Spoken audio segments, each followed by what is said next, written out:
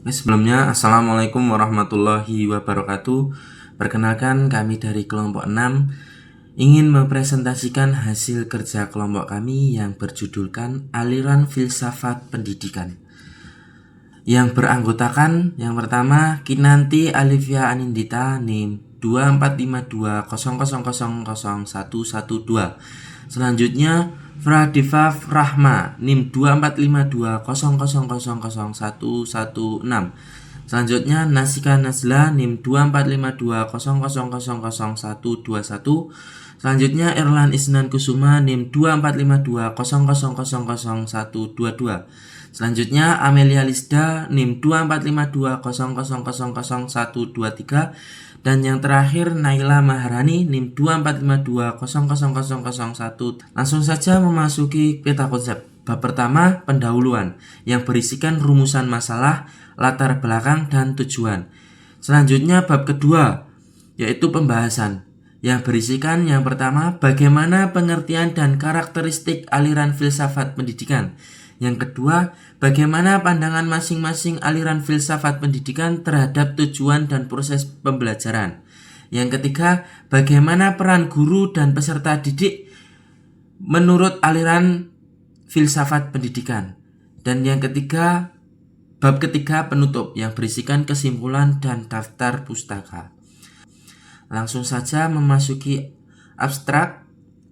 Makalah ini membahas 4 aliran utama dalam filsafat pendidikan, yaitu esensialisme, progresivisme,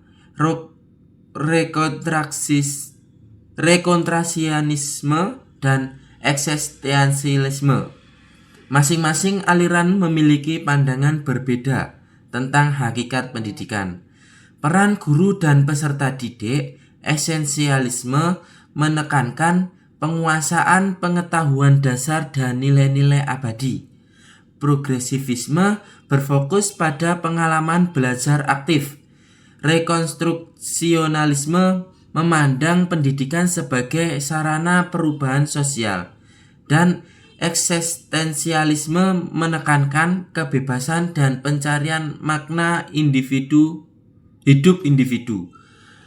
Peran guru dan peserta didik juga berbeda dalam setiap aliran, mulai dari guru sebagai pembimbing otoritatif hingga fasilitator dan agen perubahan sosial. Selanjutnya memasuki aliran filsafat pendidikan.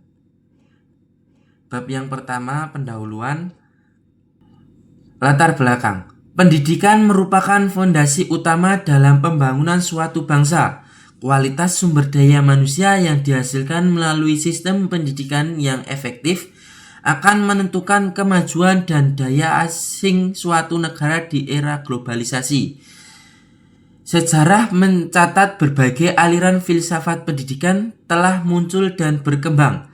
Masing-masing menawarkan perspektif untuk tentang hakikat manusia, pengetahuan, nilai, dan bagaimana proses pendidikan seharusnya dilaksanakan. Di antara aliran-aliran tersebut, esensialisme, progresivisme, rekonstruksionalisme, dan eksistensialisme menjadi topik yang sering diperdebatkan dan dikaji dalam dunia pendidikan. Oleh itu, makalah ini bertujuan untuk mengkaji secara komprehensif mengenai pengertian, karakteristik, pandangan, serta relevansi dari aliran-aliran filsafat pendidikan, esensialisme, progresivisme, rekonstruksionalisme, dan eksistensialisme terhadap sistem pendidikan di Indonesia. Selanjutnya memasuki rumusan masalah. Di sini kami akan membahas 3 poin. Yang pertama, bagaimana pengertian dan karakteristik aliran filsafat pendidikan. Yang kedua, bagaimana pandangan masing-masing aliran filsafat pendidikan terhadap tujuan dan proses pembelajaran. Dan yang terakhir, Bagaimana peran guru dan peserta didik menurut aliran filsafat pendidikan? Langsung saja memasuki tujuan. Yang pertama, memahami apa pengertian dan karakteristik utama dari aliran-aliran filsafat pendidikan. Yang kedua, mengetahui apa pandangan masing-masing aliran filsafat pendidikan. Yang ketiga, mengetahui apa saja peran guru dan peserta didik dalam proses pendidikan. Memasuki bab yang kedua, yaitu pembahasan. Langsung saja pembahasan yang akan dipaparkan oleh teman saya. Waktu dipersilahkan. Aliran filsafat pendidikan. Yang pertama ada esensialisme, 2 progresivisme, 3 rekonstruksionisme, 4 eksistensialisme. A. Pengertian dan karakteristik aliran filsafat pendidikan. Yang pertama ada aliran esensialisme. Menurut Haryasasti, Yayu, Setiawati, Lis, dan Widyawati tahun 2025, esensialisme merupakan aliran pendidikan yang didasarkan kepada nilai-nilai kebudayaan yang telah ada sejak awal peradaban umat manusia. Aliran filsafat esensialisme adalah aliran pemikiran yang mendorong individu untuk kembali pada warisan budaya lama yang dianggap telah terbukti kebaikannya dalam kehidupan. Selanjutnya, tokoh yang berperan dalam aliran esensialisme. William T. Harris, seorang tokoh idealisme objektif yang berpendapat bahwa pendidikan harus memelihara nilai-nilai yang telah turun-temurun dan menjadi penuntun penyesuaian diri. Johann Friedrich Herbert berpendapat bahwa tujuan pendidikan adalah menyesuaikan jiwa seseorang dengan kebijakan mutlak.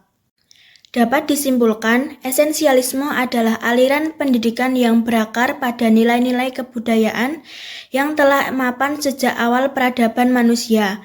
Aliran filsafat ini mendorong individu untuk kembali pada warisan budaya lama yang dianggap telah terbukti kebaikannya dalam membimbing kehidupan. Yang kedua, aliran progresivisme. Menurut Martnew et al. Tahun 2022, Motiani et al. Tahun 2022, progresivisme adalah gerakan pendidikan yang mengutamakan penyelenggaraan pendidikan di sekolah berpusat pada anak atau child-centered sebagai reaksi terhadap pelaksanaan pendidikan yang berpusat pada guru atau teacher-centered atau bahan pelajaran atau subject-centered. Progresivisme lahir sebagai pembaharuan dalam dunia pendidikan. Menurut Juan dan Siswandi tahun 2023, progresivisme adalah filosofi pendidikan yang menekankan keterlibatan peserta didik dalam proses pembelajaran, pengalaman belajar, dan eksplorasi. Dapat disimpulkan, progresivisme merupakan aliran atau gerakan dalam pendidikan yang menempatkan peserta didik sebagai pusat dari proses pembelajaran atau child-centered. Aliran ini menekankan pentingnya keterlibatan aktif siswa melalui pengalaman langsung, eksplorasi, dan partisipasi dalam belajar. Dengan demikian, pendidikan tidak hanya berfokus pada guru atau materi pelajaran, tetapi juga pengembangan potensi, kreativitas, dan kemampuan berpikir kritis peserta didik agar mereka dapat belajar secara mandiri dan bermakna. Selanjutnya yang ketiga ada aliran rekonstruksionisme. Menurut Purnamasari 2015, rekonstruksionisme berasal dari gagasan John Dewey dalam Reconstruction in Philosophy 1920 dan dikembangkan oleh Giorgio Kohn serta Harold Rack pada tahun 1930-an. Mereka memandang pendidikan sebagai sarana untuk merekonstruksi masyarakat. Kohn melalui tulisannya There the School with a New Social Order menegaskan bahwa pendidikan harus menjadi agen perubahan sosial. Aliran rekonstruksionisme adalah suatu aliran yang berusaha membentuk tata susunan lama dan tata susunan hidup kebudayaan yang menjawab permasalahan dunia modern. Aliran ini memandang bahwa zaman modern merupakan zaman yang tatanan sosialnya terganggu oleh kehancuran dan kesimpangsiuran. Selanjutnya, rekonstruksi Fionisme berasal dari kata rekonstruksi yang tersusun dari dua kata, yaitu re yang artinya kembali dan konstruk yang artinya menyusun. Jadi, jika keduanya digabungkan memiliki makna penyusunan kembali. Rekonstruksi Fionisme juga bertujuan untuk menciptakan masyarakat yang lebih baik dan adil dengan memanfaatkan pendidikan sebagai alat untuk mengubah masyarakat. Jadi kesimpulannya, rekonstruksi Fionisme adalah aliran filsafat pendidikan yang bertujuan untuk menciptakan masyarakat yang lebih baik dan adil melalui pendidikan sebagai alat perubahan sosial. Dengan mengembangkan kemampuan kritis, kesadaran sosial, dan partisipasi aktif, rekonstruksi Fionisme berupaya membentuk individu yang peduli dan berperan dalam menciptakan masyarakat yang lebih demokratis dan sejahtera.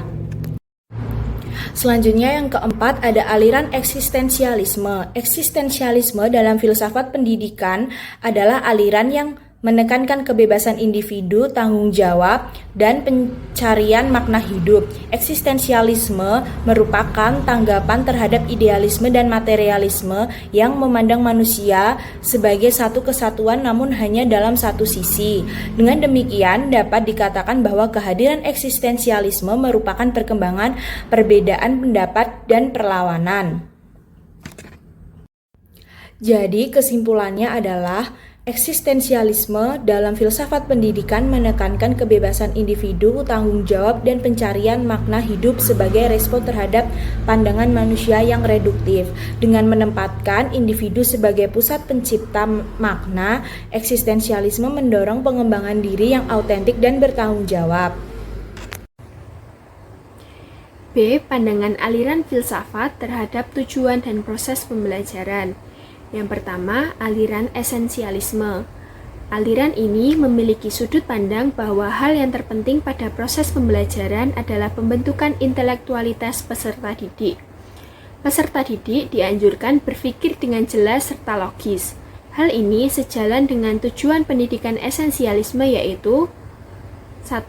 Mengajak peserta didik agar bisa memiliki pengetahuan sebagai usaha dalam menyelesaikan bermacam masalah yang ada di hadapannya, baik itu permasalahan personal ataupun di sekitarnya. Yang kedua, menyiapkan peserta didiknya hidup bermasyarakat serta beradab.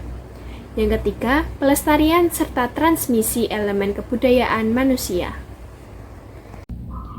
Selanjutnya, aliran esensialisme dalam pendidikan.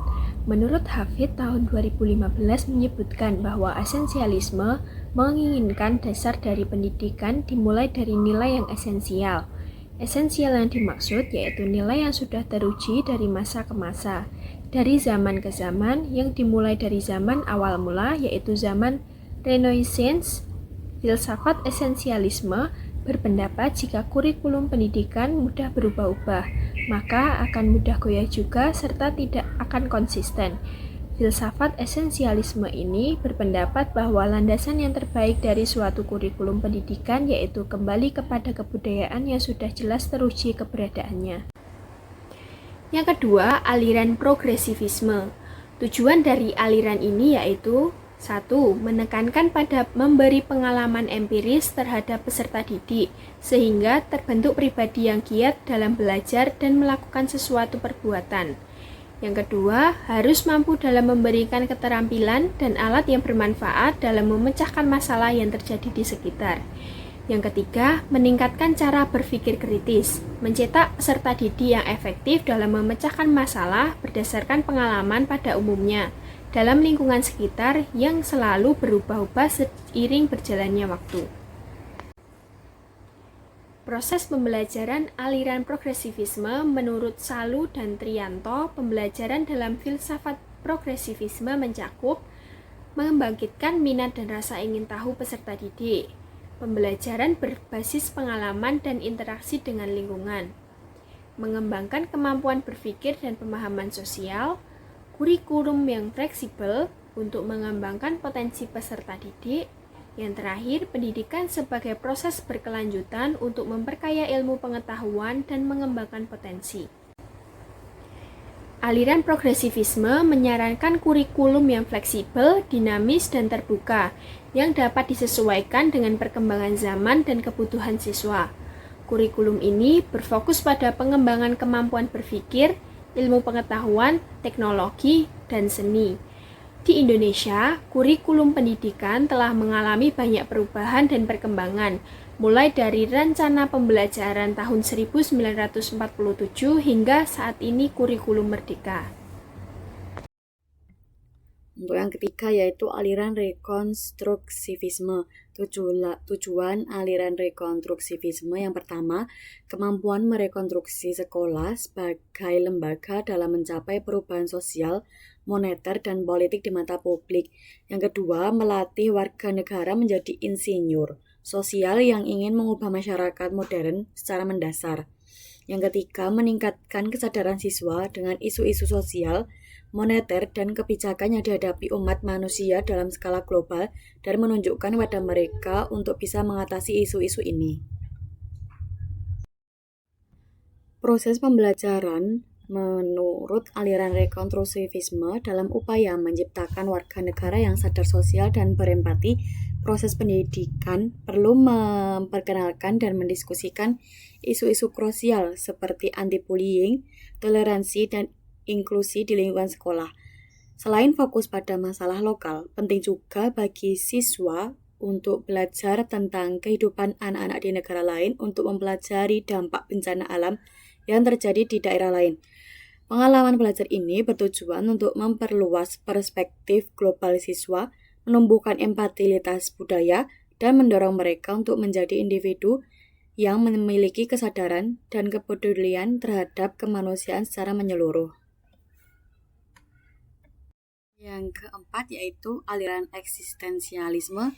Tujuan aliran eksistensialisme menurut Dayanti dan Nuryani pada tahun 2020 yaitu yang pertama, mengembangkan potensi diri setiap individu untuk mencapai pemenuhan diri. Yang kedua, meningkatkan kesadaran individu terhadap kebebasan dalam memilih dan tanggung jawab atas pilihannya.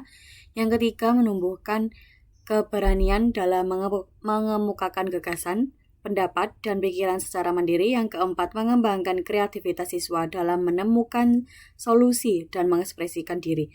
Yang kelima, mendorong refleksi diri agar siswa mampu memahami pengalaman dan pemikirannya sendiri. Yang keenam, yaitu menumbuhkan sikap tanggung jawab moral dan etis terhadap keputusan yang diambil dalam kehidupannya. Yang selanjutnya yaitu proses pembelajaran di eksistensialisme. Yang pertama, berpusat pada individu atau student center, siswa menjadi subjek aktif yang bebas menentukan cara belajar dan mengembangkan potensinya. Yang kedua yaitu menekankan kebebasan dan tanggung jawab. Siswa diberi kebebasan memilih, namun juga diajak memahami konsekuensi dari pilihannya.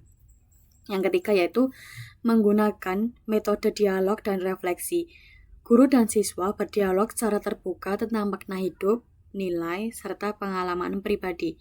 Yang keempat, mendorong pengalaman langsung. Pembelajaran dikaitkan dengan realitas kehidupan manusia agar siswa memahami makna dari setiap pengalaman. Yang kelima, yaitu melibatkan metode role-playing dan studi kasus untuk melatih empati, pengambilan keputusan, dan menghadapi dilema moral atau eksistensial. Yang keenam yaitu guru menjadi fasilitator dan pendamping, membantu siswa menemukan makna, bukan memaksakan kebenaran. C. Peran guru dan peserta didik menurut aliran filsafat pendidikan. Yang pertama, aliran esensialisme. Dalam pandangan esensialisme, hubungan guru dan peserta didik bersifat hierarkis. Dengan penekanan pada otoritas dan disiplin, guru berperan sebagai sumber pengetahuan dan teladan, sementara peserta didik memerlukan bimbingan untuk mencapai kedewasaan berpikir dan bersikap. Proses belajar fokus pada penguasaan pengetahuan dan nilai-nilai abadi melalui disiplin dan sistematis. Yang kedua, aliran progresivisme. Dalam progresivisme, peran guru dan peserta didik memiliki hubungan setara. Guru berperan sebagai fasilitator dan motivator yang menciptakan lingkungan belajar kondusif dan berpusat pada peserta didik. Sementara itu, peserta didik aktif terlibat dalam proses belajar, mengembangkan kemampuan berpikir kritis, dan bertanggung jawab atas hasil belajarnya.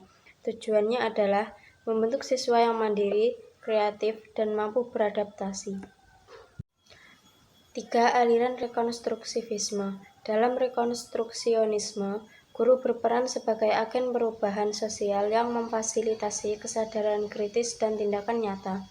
Sementara itu, peserta didik dipandang sebagai subjek aktif yang berperan dalam transformasi sosial, mengembangkan nilai-nilai kemanusiaan, keadilan, dan kesetaraan untuk menjadi agen perubahan di masyarakat. 4. Aliran eksistensialisme. Dalam eksistensialisme, pendidikan berfokus pada hubungan personal dan dialogis antara guru dan siswa. Guru berperan sebagai stimulator yang membantu siswa menemukan makna hidupnya sendiri melalui kebebasan memilih dan tanggung jawab. Pendidikan bertujuan menumbuhkan kesadaran diri dan kreativitas individu. Oke, selanjutnya memasuki bab yang terakhir, bab 3, yaitu penutupan kesimpulan. Maka berdasarkan penjelasan materi di atas dapat disimpulkan bahwa aliran esensialisme pada filsafat pendidikan merupakan aliran yang mendorong pemikiran individu untuk kembali pada warisan budaya lama yang dianggap telah terbukti kebaikannya.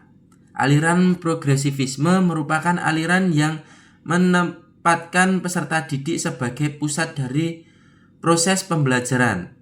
Aliran rekonstruksionisme merupakan aliran filsafat pendidikan yang bertujuan untuk menciptakan masyarakat yang lebih baik dan adil melalui pendidikan sebagai alat perubahan sosial.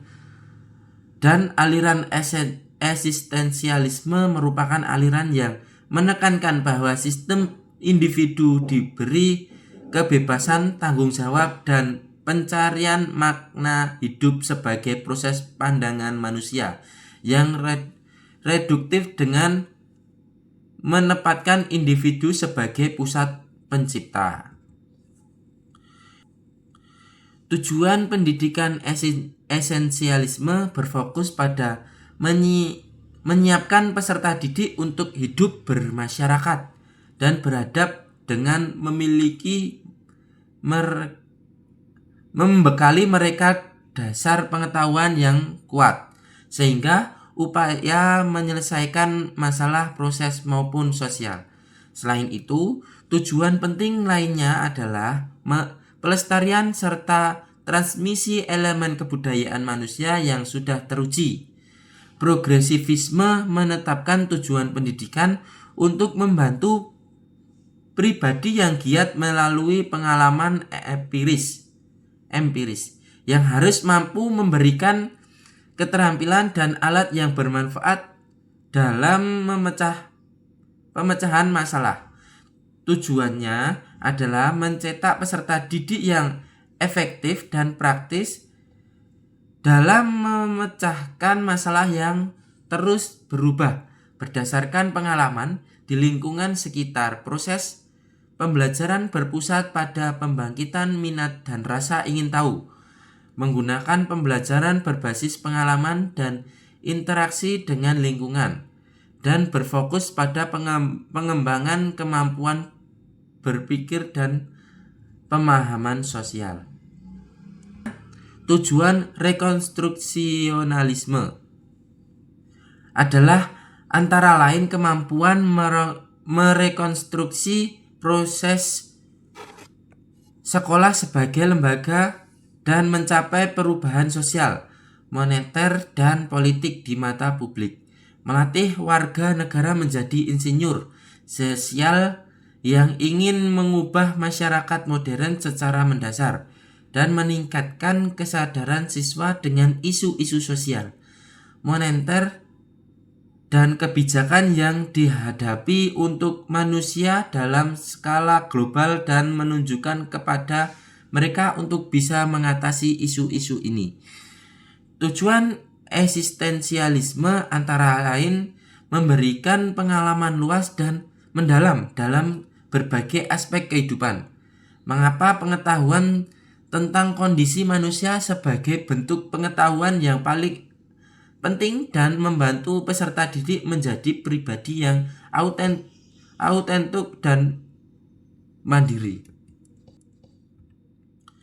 Maka berdasarkan penjelasan materi di atas, dapat disimpulkan bahwa peran guru dan peserta didik dalam aliran filsafat pendidikan yaitu meliputi aliran esensialisme. Guru berperan sebagai sumber pengetahuan dan teladan, sementara peserta didik memerlukan bimbingan untuk mencapai kedewasaan berpikir dan bersikap.